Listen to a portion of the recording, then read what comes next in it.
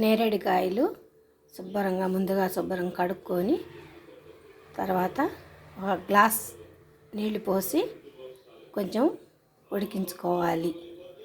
ఉడికించిన తర్వాత వాటిని చల్లారనిచ్చి శుభ్రంగా విత్తనాలు తీసేసి కొంచెం మిక్సీ పట్టి కొంచెం బెల్లం వేసి పాకం పట్టుకోవాలి. పిల్లలు ఒగరుగా ఉంటే తినరు కదా, కొన్ని ఎక్కువగా ఉన్నాయి అనుకుంటే ఇలా చేసుకొని రోజు ఒక స్పూను తినచ్చు. 4-5 రోజులు నిలవ ఉంటుంది. ఎక్కువగా ఉంటే ఇలా చేసుకోవాలి.